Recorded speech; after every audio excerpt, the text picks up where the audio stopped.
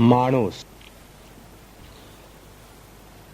माणसाने अमिबा पासून item bomb पर्यंत शोध लावले. माणसाने अमिबा शोधला.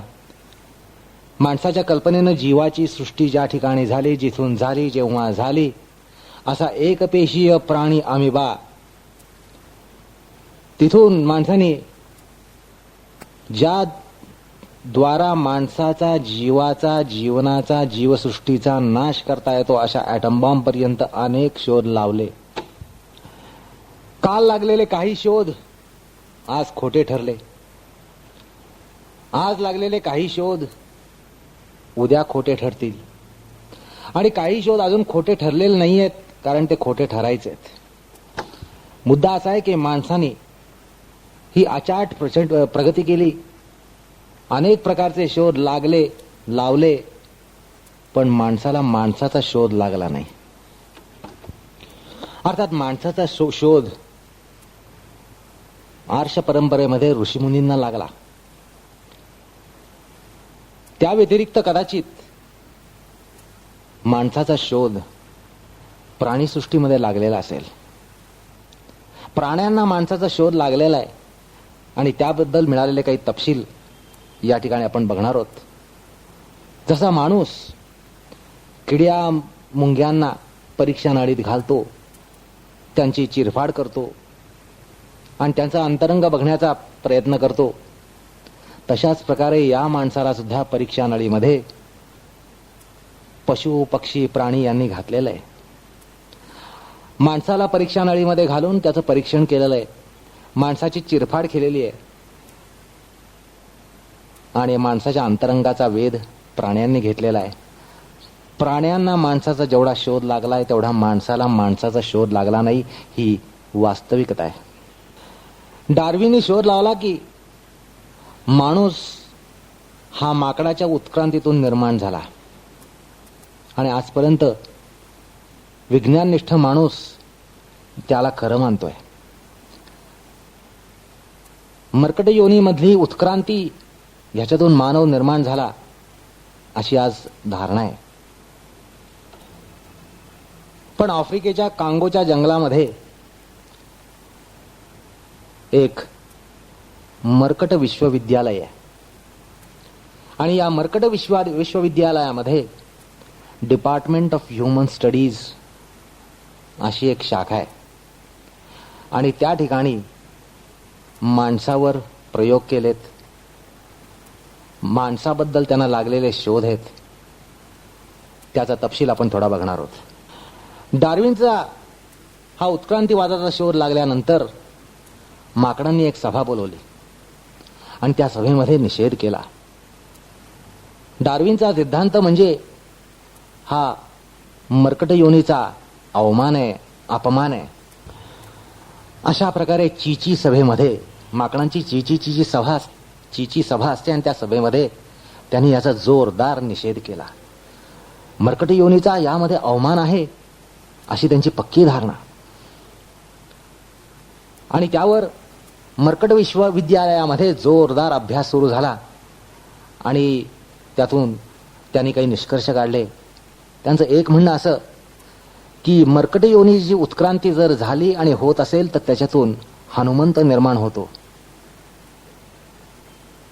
आणि माणसाची उत्क्रांती होऊन त्याच्यातून मर्कट बनले आणि मर्कटाची उत्क्रांती बनून त्याच्यामध्ये भगवंताचा सेवक हनुमान बनला. आलं का लक्षात? ते म्हणतात की माणूस जर उत्क्रांत झाला तर त्याचा वानर होऊ शकतो आणि त्या वानराची उत्क्रांती झाली तर त्याच्यामधनं हनुमंत निर्माण होतात. डार्विननी माणसाला माकडापेक्षा उत्क्रांत ठरवलं, हा अपलाप आहे, मर्कट जातीचा अवमान आहे, अपमान आहे. पण प्रश्न असा राहतो की मग शेवटी मानव आला कुठून? तर मर्कट विश्वविद्यालयामध्ये डिपार्टमेंट ऑफ ह्युमन स्टडीज मध्ये जो अभ्यास झाला त्याच्यानुसार त्यांनी असं आपल्याला सुनावलंय की माणूस हा मनूपासून निर्माण झालेला आहे. माणसाने आपले आद्य वंशज म्हणून ऋषींकडे पाहायला पाहिजे. मनुष्य हा ऋषींपासून निर्माण झालेला आहे, पण मानव हा मनूपासून निर्माण झाला तरी आज कालांतरानं कोट्यावधी वर्षानंतर आज त्या मानवाचा माणूस झालेला आहे. आणि मर्कट योनी म्हणते, तुमच्यापेक्षा आम्ही बरे, आम्ही माकड चेष्टा म्हणून काही गोष्टींचा निर्देश करतो. माकड जातीमध्ये काही गोष्टींना मानव चेष्टा म्हणून त्यांचा निषेध केला जातो किंवा त्यांना हास्यास्पद मानलं जातं. जसं माकड चेष्टा ह्या माणसाला हास्यास्पद ठरतात, हास्यास्पद वाटतात, तशाच माकडांना मानव चेष्टा हास्यास्पद वाटतात. या कशा असतात? एखादा चिंपांझी चिरूट ओढतो किंवा एखादा वरांगुटा मद्यपान करतो किंवा एखाद्या माकडाला जरी रेशमीचं जाकीट घातलं जातं किंवा चित्रपट सृष्टी आणि नाट्यसृष्टीमध्ये जसे नायिकांचे प्रेम चाळे चालतात तशा प्रकारचे चाळे माकड आणि माकडींना करायला लावतात. या सगळ्या मानव चेष्टा आहेत, घृणास्पद आहेत, हास्यास्पद आहेत, निषेधात्मक आहेत. अर्थात चढलेल्या माकडाला माणूस म्हटलं जातं. माकड समाजामध्ये चढलेल्या माकडाला माणूस म्हटलं जातं. हिडपट माकडाला माणूस म्हणतात, थिल्लर माकडाला माणूस म्हणतात. ज्या काही कारणाने माकडं माणसासारखी वागायला लागतात त्यावेळेला त्या माकड समाजामधून त्यांना बहिष्कृत केलं जातं. अर्थात मानव सादृश्य चाळे माकडांना कलंक लावतात. घोड्यांनी माणसाचा काही अभ्यास केलेला आहे, मानवजातीचा अभ्यास घोड्यांनी सुद्धा केलेला आहे. अश्वदेशामध्ये, अश्वप्रजेमध्ये कुठलाही अश्व, कुठलाही घोडा कुठल्याही कारणाने बसला की त्याला माणूस म्हणून शिवीगाळ केली जाते. माणूस जसा एक घोड्या, एक गाढवा, एक कुत्र्या म्हणून शिवीवजा शब्द वापरतो, तशाच प्रकारे अश्व समाजामध्ये एखाद्या बसलेल्या घोड्याला, आराम करणाऱ्या घोड्याला माणसा म्हणून शिवी हासडली जाते. अर्थात मर्कट समाजामध्ये जसं माणूस ही शिवी आहे, तशीच अश्व समाजामध्ये सुद्धा माणूस ही शिवी आहे. विशेषतः आराम करणारा घोडा, बसलेला घोडा हा त्या समाजात रुजतच नाही हो. ते म्हणतात उभं राहणं हा घोड्याचा धर्म, पळणं हा घोड्याचा धर्म, बसणं हा माणसाचा धर्म, लोळत पडणं हाही माणसाचा धर्म आहे. आराम, ऐशाराम हे माणसाचे धर्म आहेत. अहो, माणसानेच कुठे म्हटलंय जिथं आराम आहे तिथं हराम आहे. आणि म्हणून अश्व समाज म्हणतो की आराम ही चीजवस्तू केवळ मानव जातीत आहे आणि म्हणून हरामी सुद्धा मानव जातीतच आहे. एखाद्या वेळेस जर चुकून एखादा घोडा हरामी निपजला किंवा हरामी भासला, अहो कदाचित हरामी नसतो घोडा, हरामी नसतोच, पण हरामी भासला तर अश्व समाज त्याची चीथू करतो, ती माणूस अशी शिवीगाळ करून. अर्थात आराम, ऐशाराम, आरामी, ऐशारामी आणि हरामी याबद्दल अश्व समाजामध्ये जबरदस्त तिरस्कार आहे. अश्व समाजातला महानुभाव म्हणतो, संत म्हणतो, जागे राहा, जागृत राहा, उभे राहा, बसू नका. झोपलात तर तुम्ही माणूस झालात, बसलात तर तुम्ही माणूस झालात, निकामी झालात. अर्थात निकामी होणं आणि माणूस होणं हे अश्व समाजामध्ये समसमान मानलं जातं. कुठल्याही प्रकारचं मानदेय येणं म्हणजे घोड्याचा माणूस होणं, आणि घोड्याचा माणूस होणं म्हणजे घोड्याने चिथू करून घेणं. माणूस ही शिवी आहे. अश्व समाजामध्ये माणसा ही शिवी आहे. सर्प जातीने सुद्धा माणसाचा शोध लावलाय. माणसाचा थांग पत्ता माकडाप्रमाणे, अश्वाप्रमाणे सर्प जातीलाही लागलाय. नाग लोकामध्ये अनंत विद्यापीठ आहे आणि त्या अनंत विद्यापीठामध्ये माणसाबद्दल अभ्यास झालेला आहे आणि त्यांनी काही निष्कर्ष काढलेले आहेत. अहो, नागजात म्हणते की खरं म्हणजे नागजातीसारखी रिलायबल स्पीशीज नाही आहे.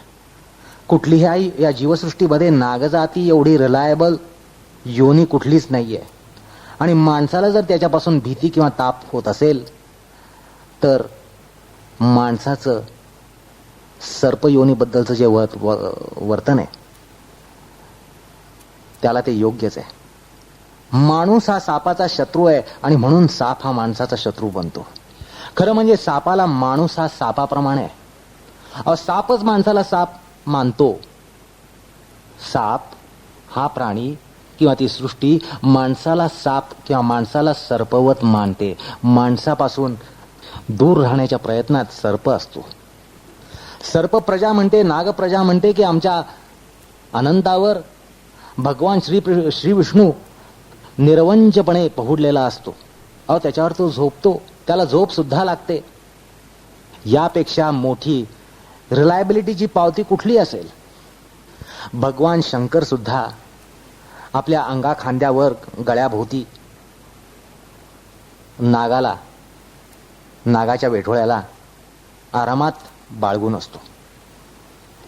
असो, पण या अनंत विद्यापीठामध्ये, नागलोके असलेल्या अनंत विश्वविद्यालयामध्ये एक जो शोध लागलाय तो मात्र मननीय आहे, चिंतनीय आहे. त्यांचा शोध असा आहे की माणसाने शरीरशास्त्राचा अभ्यास केला, स्वतःच्या शरीरशास्त्राचा अभ्यास केला. त्याच्यामध्ये ग्रंथी संस्था, ग्लँड्युलर सिस्टीम म्हणून त्यांनी एक प्रकरण मांडलं. पण त्यामध्ये एक महत्वाची ग्लँड, महत्वाची ग्रंथी माणूस बघायला विसरला. अर्थात तो अभ्यास निष्कर्ष असं सांगतो की माणसाचं मन यामध्ये जहाल विष स्त्रवत असतं आणि म्हणूनच सर्पजाती माणसाला सर्प मानते. भयंकर विषारी नागापेक्षा माणूस हा अत्यंत विषारी आहे. कारण माणसामध्ये मन नावाची ग्रंथी आहे आणि त्या ग्रंथीमधून स्त्रवणारं विष, या विषा एवढं जहाल विष शंकर सुद्धा पचवू शकला नसता. शंकराने जे विष पचवलं, समुद्र मंथनामध्ये पचवलं, त्याने तो नीळकंठ झाला. पण त्याहीपेक्षा जहरी विष माणूस बाळगतो. माणसाच्या मनामध्ये जहरी विष आहे. अर्थात शरीरशास्त्राच्या अभ्यासकांनो या ठिकाणी लक्ष द्या, ही गोष्ट लक्षात घ्या की माणसाचं मन ही एक ग्रंथी आहे आणि त्या ग्रंथीमध्ये जहाल विष स्त्रवत असतं. नागप्रजा म्हणते की नागाची शारीरिक चाल जरी नागमोडी असली तरी मानसिक चाल सरळ असते. माणसाची शारीरिक चाल जरी सरळ असली तरी मानसिक चाल नागमोडी असते. अर्थात मनामध्ये नाग हा मानव आहे. अर्थात मानव आणि माणूस ह्याच्यामध्ये फरक आहे. माणूस म्हणजे द्विपाद पशु. ज्या माणसाचा पशु बनतो तो माणूस, किंबहुना ज्या मानवाचा पशु बनतो तो माणूस.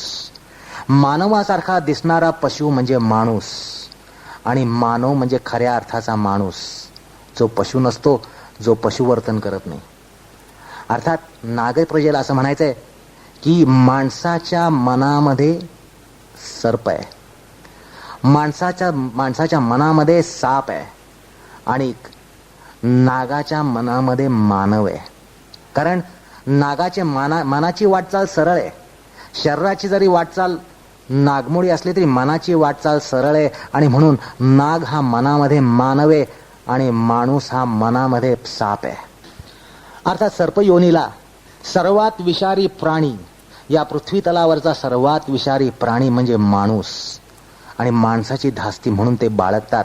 आणि धास्ती बाळगून हातपाय गाळणारा प्राणी म्हणजे नाग नाही, पण धास्तीमुळे माणसावर नेहमीच हल्ला करण्याचा पवित्रा घेणारा प्राणी म्हणजे नाग. असं आहे की नागवैद्यकशास्त्रामध्ये टॉक्सिकॉलॉजी या विषयाचा अभ्यास करताना किंवा त्यावर प्रयोग करताना माणसाच्या रक्ताचा उपयोग केला जातो. माणसाचं काळीज पिळून निघणारं रसायन जे असतं त्याच्यावर अभ्यास करून टॉक्सिकॉलॉजी हा विषय त्या विश्वविद्यालयामध्ये अभ्यासला जातो. नागदेशामध्ये डास, कीटक, किडे यांचा जर उपद्रव झाला किंवा पाण्यामध्ये विषारी वायू किंवा विषारी वनस्पती जर वाढली तर त्यावर उपचार म्हणून किंवा फवारा मारण्यासाठी म्हणून माणसाचं रक्त वापरलं जातं आणि म्हणूनच साप माणसावर हल्ला करून त्याचं रक्त शोषून घेतो आणि ते विद्यापीठाकडे पुरवतो आणि त्यावर संशोधन करून त्या ठिकाणी कीटकनाशक बनवली जातात ती माणसाच्या रक्तापासून. कारण माणसा एवढं विष दुसऱ्या कुठल्याच प्राण्यामध्ये नसतं असा त्यांचा निष्कर्ष आहे, अकाट्य निष्कर्ष आहे. कुत्र्यांनी माणसाचा केलेला अभ्यास सुद्धा लक्षात घेण्यासारखा आहे. कुत्र्यांनी माणसाचं केलेलं परीक्षण सुद्धा लक्षात घेण्यासारखं आहे. असं आहे, श्वान समाजामध्ये बेईमानदार कुत्रा तुम्हाला शोधूनही सापडणार नाही, चुकूनही सापडणार नाही. पण असं आहे की या जगामध्ये भास आभास निर्भास हे होतच असतात. त्यामुळे कर्मधर्म संयोगानं एखाद्या कुत्र्यावर अशा प्रकारचा आरोप होतो. एखादा कुत्रा बेईमानी भासतो, तो बेईमानी कधीच नसतो, पण तो भासतो आणि तो जरी भासला तरी त्याच्यावर श्वान समाज छिथू करतं, त्याची निंदा करतं आणि त्याच्यावर शिव्यांचा वर्षाव करतं आणि शिव्यांचा भडीमार करतं आणि ती शिवी एकच असते, माणसा. श्वान समाजाने सुद्धा अनेक शतकांच्या अभ्यासानंतर जो निष्कर्ष काढला आहे तो असा की माणसासारखा बेईमानदार प्राणी या पृथ्वी तलावर नाही. आणि त्या बेईमानदारीची प्रत फार उच्च असते ते अशा अर्थानं की माणूस मुखवटा पांघरतो तो मित्रत्वाचा, सहयोगाचा, मदतीचा. प्रेमाने मिठी मारून पाठीत खंजीर खुपसणं हीच माणसाची चाल असते. माणसामध्ये उघड उघड बेईमानदारी करणारा इमानदारच मानला जातो, कारण ती इमानदारीच ठरते. उघड उघडपणे बेईमानदारी करणारा इमानदार ठरतो, ती इमानदारी ठरते. पण प्रेमाच्या बुरख्यामध्ये मिठी मारून पाठीत खंजीर खुपसणं ही जी माणसाची चाल आहे, या बेईमानदारीला त्रैलोक्यामध्ये जोड नाही. माणसाचं खरं मूल्यमापन कुठं होत असेल तर एखाद्या भोभो सभेमध्ये. हो, या श्वानांची भोभो सभा भरते आणि या भोभो सभेमध्ये माणसाचं जे मूल्यमापन होतं हे अत्यंत अजोड असतं. त्याच्यामध्ये 100% ऑथेंटिसिटी असते. ज्या ज्या वेळेला कुत्रे हे माणसावर हल्ला करतात याच्या मागचं कारण असं असतं की त्यांची स्मृती जागृत होते. स्मृती कुठली तर माणूस कुत्रा ही शिवी म्हणून त्याचा सर्रास वापर करतो. आणि ज्या वेळेला श्वान समाजाला याची स्मृती होते, याची प्रचिती येते, याचा अनुभव येतो किंवा हे ऐकायला मिळतं, त्यावेळेला श्वान समाज हा माणसावर तुटून पडतो. कारण एखाद्या माणसाला शिवी देण्याच्या भरामध्ये कुत्रा म्हणणं यासारखा श्वान समाजाचा अपमान नाही आहे. अर्थात मर्कट समाज असो, सर्प समाज असो, अश्व समाज असो किंवा कुत्रा समाज असो, या समाजामध्ये एकमेव शिवी आहे आणि ती शिवी म्हणजे माणसा. यापेक्षा बोचक शिवी कुठल्याही पशुपक्षी समाजामध्ये अजून मिळाली नाहीये, मिळणार नाहीये. गर्धव समाजाने माणसाचं केलेलं विश्लेषण परीक्षण लक्षणीय आहे. गाढव समाजामध्ये अत्यंत तुरळक असा मूर्खपणा आढळतो आणि गाढवांचा मूर्खपणा म्हणजे शांतता सोडणं, सहनशीलता सोडणं, असहनशील बनणं आणि अशांत होणं हाच गाढव समाजातला मूर्खपणा आहे आणि हा अत्यंत तुरळक असतो. कदाचित केवळ तो भासमानच असतो. कारण ही सगळी पशुसृष्टी, पक्षीसृष्टी, कीटकसृष्टी ही निसर्गाच्या चाकोरी बाहेर कधीच जात नाही. त्यामुळे जसं तुम्हाला सांगितलं की बेईमानदार कुत्रा कधीच सापडत नाही आणि असला तरी तो भासमान असतो. भासमान बेईमानदारी असते. तसाच प्रकार या ठिकाणी आहे की एखादा गाढव हा मूर्ख भासतो, गाढव हा मूर्ख कधीच नसतो.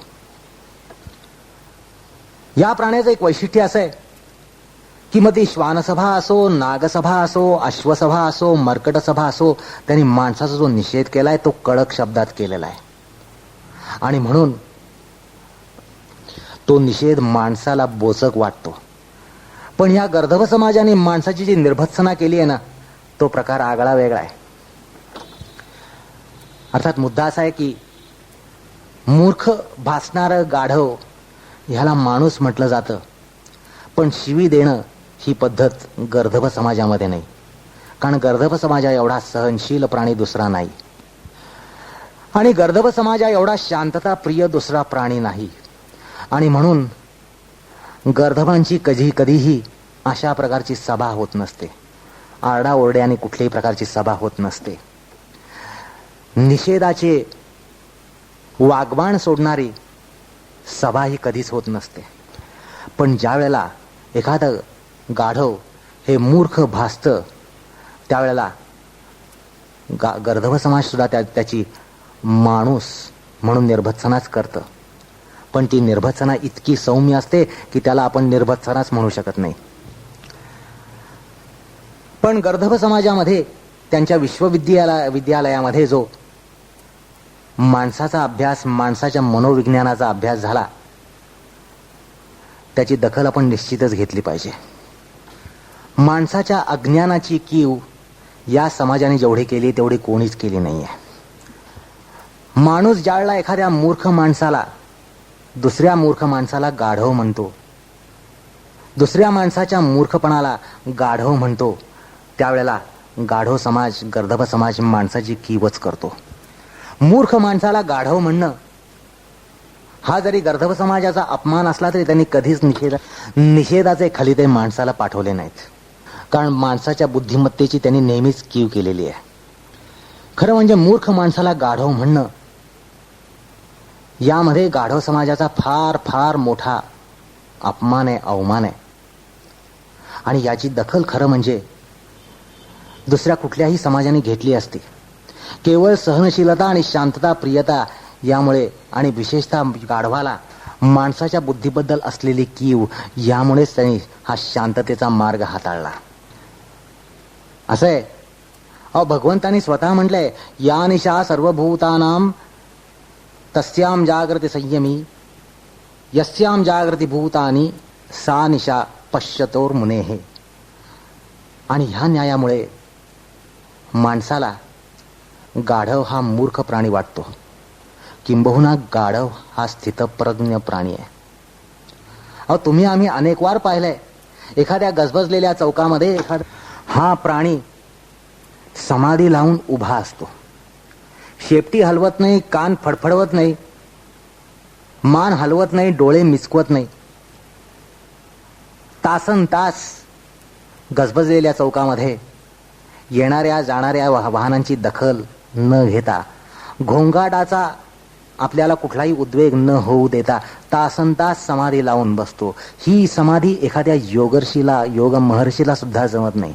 ती समाधी घेण्यासाठी तो हिमालयातली एखादी कडी कपारी शोधतो, निर्मनुष्य प्रांत शोधतो, निर्मनुष्य प्रदेश शोधतो, निशब्द प्रदेश शोधतो.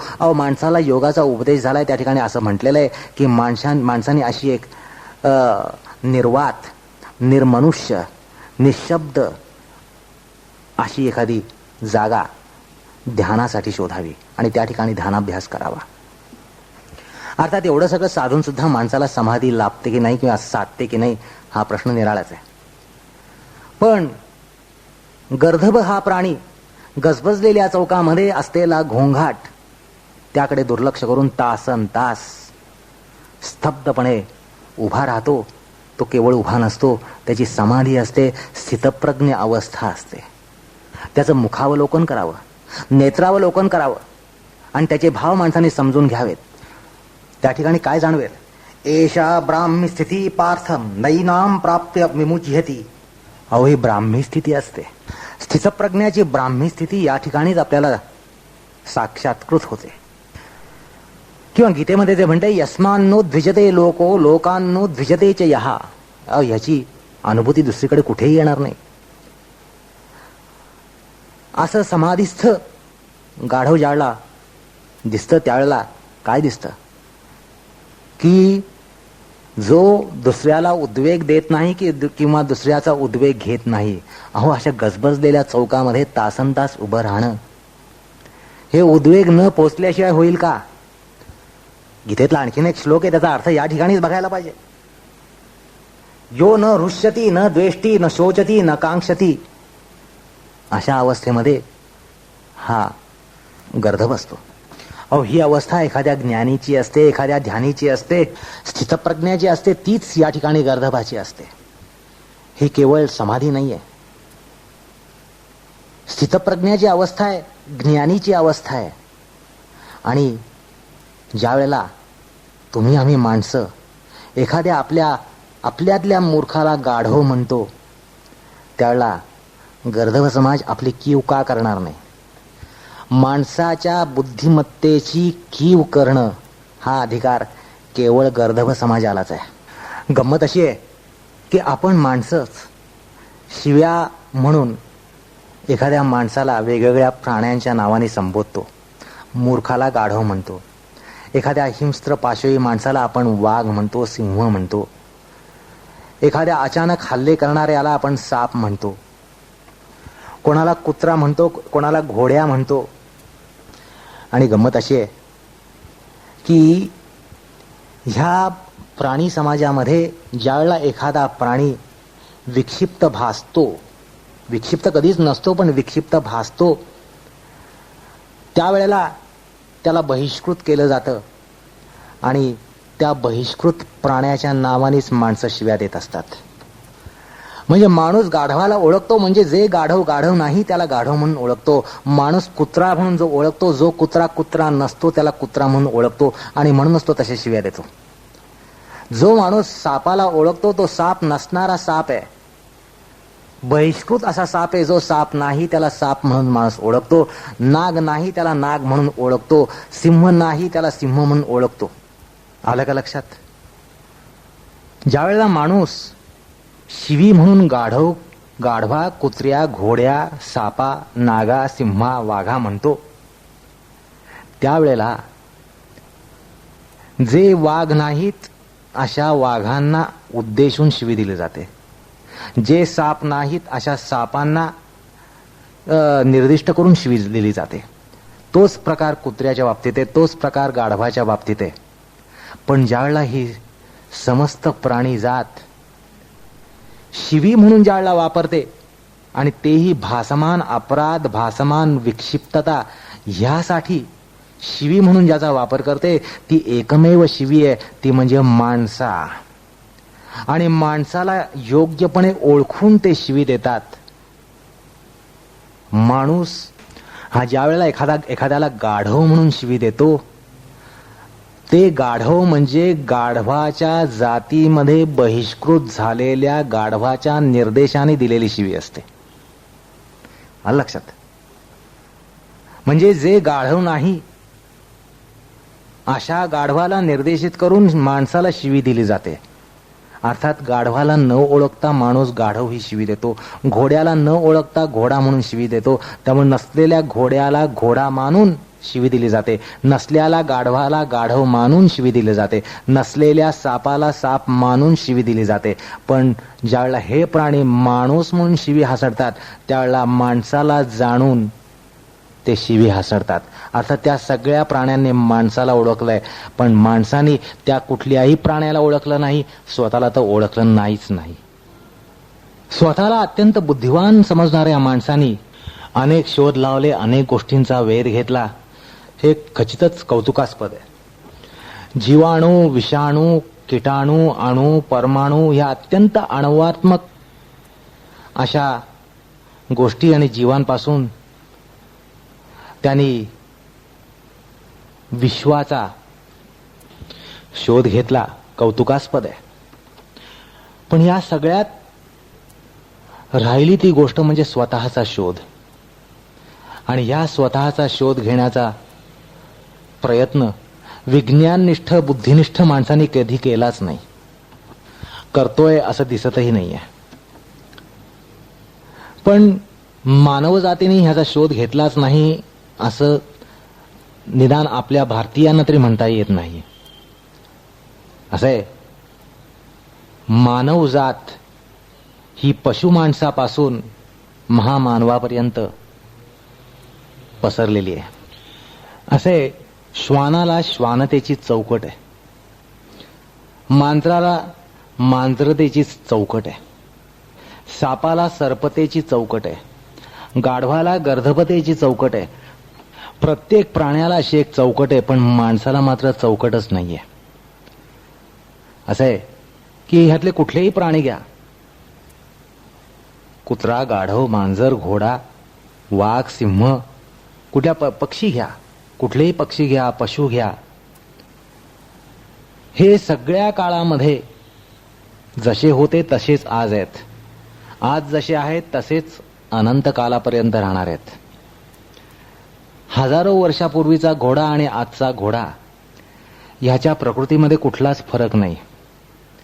हजारो वर्षापूर्वीचा कुत्रा आणि आजचा कुत्रा ह्याच्यामध्ये कुठल्याही प्रकारचा फरक नाही. कुत्रा हा सतत कुत्राच राहिलाय, गाढव हे सतत गाढवच राहिलाय.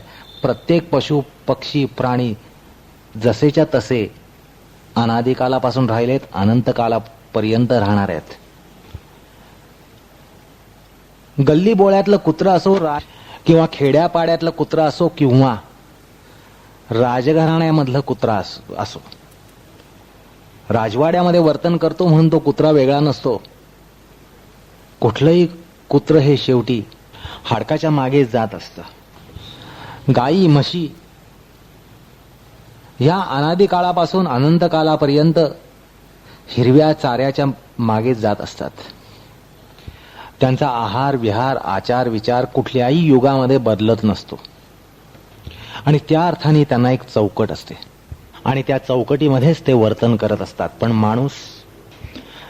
माणसाला चौकटच नाही. उकिरडा, कचरा कुंडी ह्यांना धुंडाळून त्यातून सुद्धा अन्न पदार्थांचं ग्रहण करणारा माणूस असतो. डुकराला लाजवील अशी अस्वच्छता सुद्धा माणसामध्ये आढळते. घाणीमध्ये बरबटलेला माणूस सापडतो. त्याचबरोबर स्वच्छता, पावित्र्य या गोष्टी कटाक्षानं सांभाळणारा माणूस, महामानव सुद्धा आढळतो. अंतर्बाह्य शुची पाळणारा महामानव हा आढळतो आणि त्या अर्थाने मानवाला चौकटच नाहीये. युगायुगातून माणूस बदलला गेलाय. एका युगामध्ये माणूस हा एक प्रकारे नसतो. एकाच युगामध्ये, एकाच काळामध्ये युगपत आपल्याला सगळ्या प्रकारच्या वर्तनाची माणसं सापडतात. एखाद्या हिंस्र माणसाची पाशवी वृत्ती एखाद्या वन्य हिंस्र पशुला सुद्धा लाजवेल आणि त्याच मानव वंशामध्ये महामानव सुद्धा आपल्याला सापडेल. अर्थात माणूस हा त्या अर्थानं समजणं हे अवघडच आहे. माणूस हा माकडापासून उत्क्रांत झाला हे म्हणणं माकडांनाच पटत नाही. माणसांना का पटलंय आणि का पटतंय यापेक्षा मोठं प्रश्नचिन्हच नाही. डार्विनचा जेवढा निषेध मर्कट समाजाने केला त्याच्या शतपटीने माणसांनी डार्विनला कवटाळलं. तेही विज्ञाननिष्ठ माणसाने कवटाळलं. यासारखा विनोदच नाही. आपल्या परंपरेमध्ये असं म्हटलंय की भगवान विष्णूच्या नाभी कमलातून ब्रह्मदेव झाला, ब्रह्मातून प्रजापती निर्माण झाले, प्रजापतीतून देव, मानव, दानव निर्माण झाले. आपल्या परंपरेनं आपल्याला स्पष्ट जाणीव दिली की आपलं मूळ हे ऋषिकुलांमध्ये सापडतं आणि तरीही हा भारतीय आपलं मूळ माकडांमध्ये शोधतो. हे का? हे प्रश्नचिन्ह महान आहे, भयान आहे. आजपासून जवळजवळ 12 ते 13 कोटी वर्षापूर्वी मनु निर्माण झाला. वैवस्वत मनु असं त्याला म्हणतात. आणि त्या मनुपासून ही सगळी सृष्टी निर्माण झाली, जीवसृष्टी निर्माण झाली. मनु आणि शतरूपा या जोड्यातून सगळ्या पशु प्राण्यांच्या जोड्या निर्माण झाल्या आणि सर्व मानव जमात ही ऋषिकुलोत्पन्न आहे. पुरुष सूक्त म्हणतं की ब्राह्मण म्हणजे या विराट पुरुषाचं मुख आहे, क्षत्रिय म्हणजे त्याच्या भुजा आहेत, उदरपोकळी म्हणजे वैश्य आहेत आणि पाय म्हणजे शूद्र आहेत. अर्थात या विराट पुरुषापासून चतुर्वर्णा सृष्टी निर्माण झाली. माणसाला माणसाचा शोध न लागण्याचं मुख्य कारण म्हणजे माणसाला माणसाविषयी वाटणारं भय, किंबहुना माणसाला स्वतःविषयी वाटणारं भय.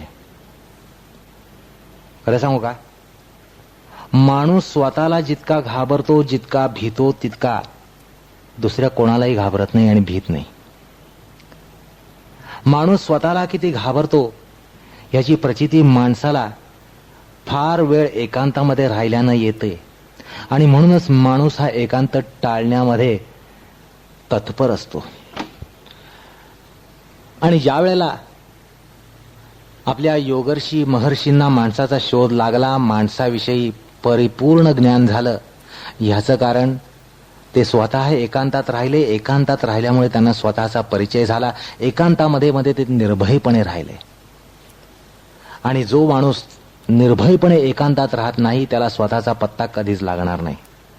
आणि माणसाला स्वतःचा पत्ता न लागण्याचं कारण माणसाने पळवाट काढून आपण एक समाजप्रिय प्राणी आहोत अशी एक कल्पना वल्गना धरून तो सतत समाजामध्येच राहत जातोय आणि समाजापेक्षा विलग होऊन एकांत हा त्याला भयास्पद वाटतो. आणि भयास्पद वाटल्यामुळे स्वतःकडे बघण्याचं सामर्थ्य नाही, धैर्य नाही, बल नाही. आणि स्वतःकडे न बघितल्यानं त्याला आपली जाणीवच होत नाही, स्वविषयक त्याला ज्ञान होत नाही. आता जे म्हणलं की माणूस स्वतःला जेवढा घाबरतो तेवढा कोणालाही घाबरत नाही, तर व्यवहाराच्या पातळीत असं दिसतं की माणूस माणसाला जितका घाबरतो तेवढा दुसरा कोणालाही घाबरत नाही. एका माणसाला दुसऱ्या माणसापासून जेवढं भय आहे तेवढं भय माणसाला प्राण्यांपासून कधीच नव्हतं, कधीच नसणार. माणूस हा अनादी काळापासून प्राणी पाळतोय, पशु पाळतोय, पक्षी पाळतोय, प्राणी पाळतोय. हे तो आणतो कुठनं? अपरिचित असे प्राणी तो गोळा करतो, अपरिचित प्राणी असा तो घरी घेऊन येतो आणि त्यांना पाळतो.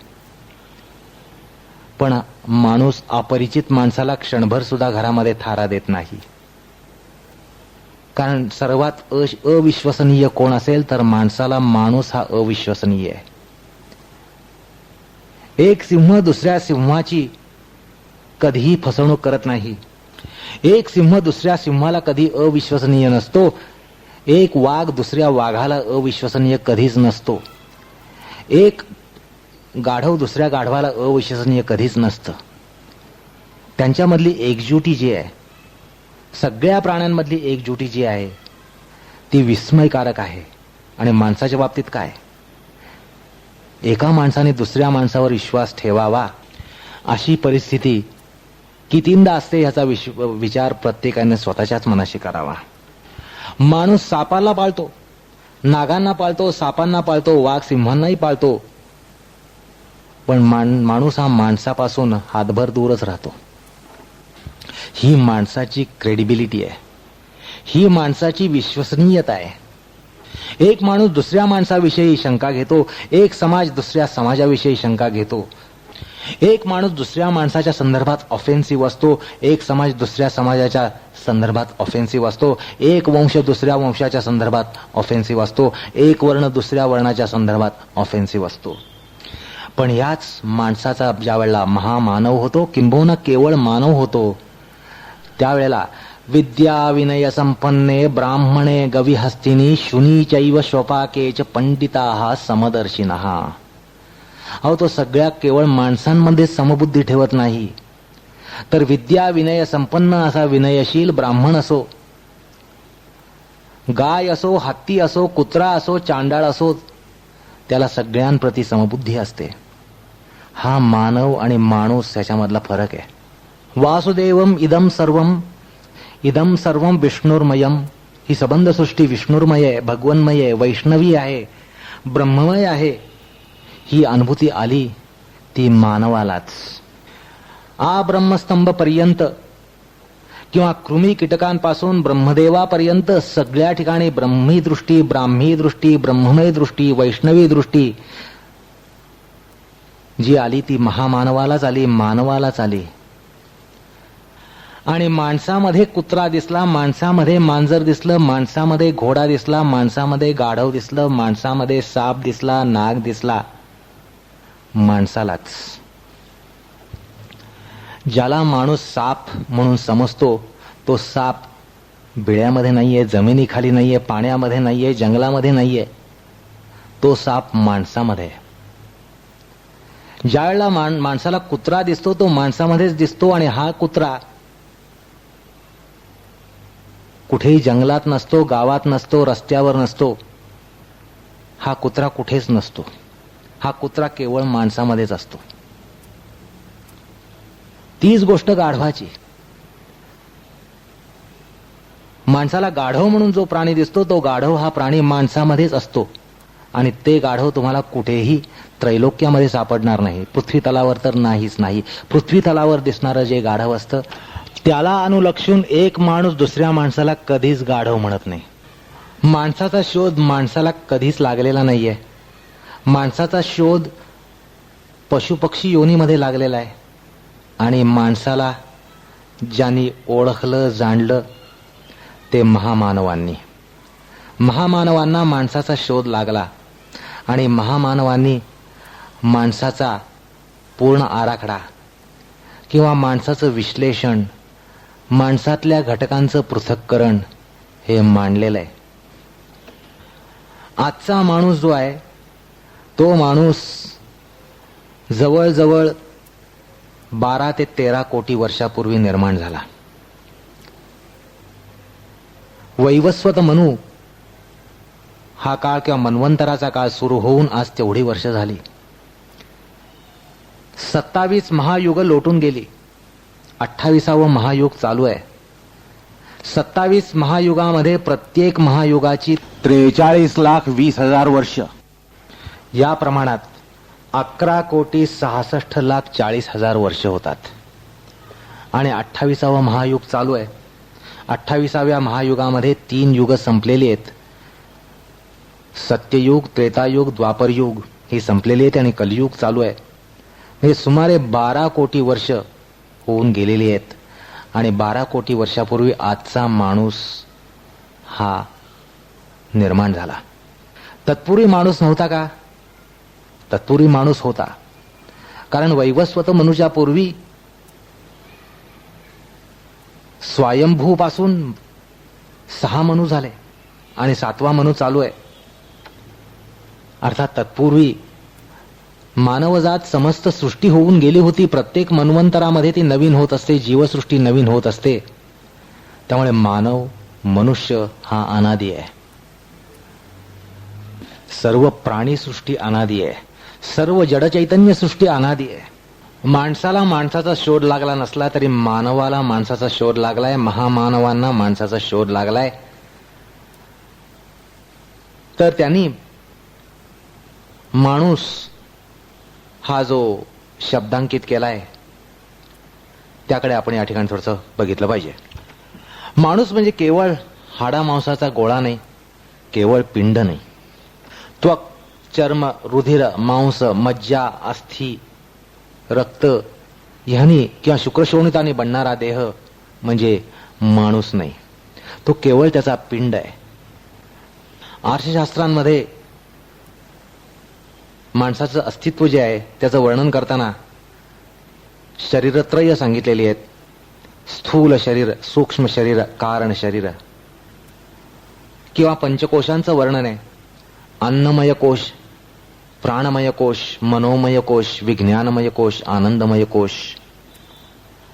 किंवा आधिभौतिक घटक, आदिदैविक संघटना आणि आध्यात्मिक धारणा. अशा प्रकारे हे मानवाचं परिपूर्ण चित्रण, शब्दांकन आर्षशास्त्रातून झालेलं आहे. शरीर विज्ञान शास्त्राला कळणारा माणूस हा केवळ एक अंश आहे. त्याही पलीकडे आता सांगितल्याप्रमाणे शरीरत्रय, पंचकोश किंवा आदिभौतिक घटक, आदिदैविक संघटना, आध्यात्मिक धारणा यांनी माणूस हा बनलेला असतो. शरीर विज्ञान शास्त्राला जो माणूस परिचित आहे तो केवळ भौतिक घटकांनी बनलेला पिंड किंवा शरीर. त्याही पलीकडे त्यामध्ये प्राणमय शरीर असतं, प्राणमय देह असतो, पंचप्राणांच्या संघटनेनं बनलेला प्राणमय शरीर देह असतो.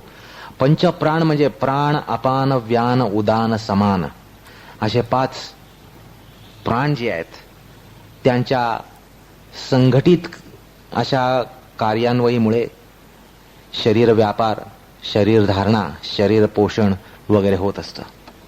पंचमहाभूताने शारीर संघटना बनते. पृथ्वी, आप, तेज, वायू, आकाश या 5 तत्वाने शारीर संघटना बनते.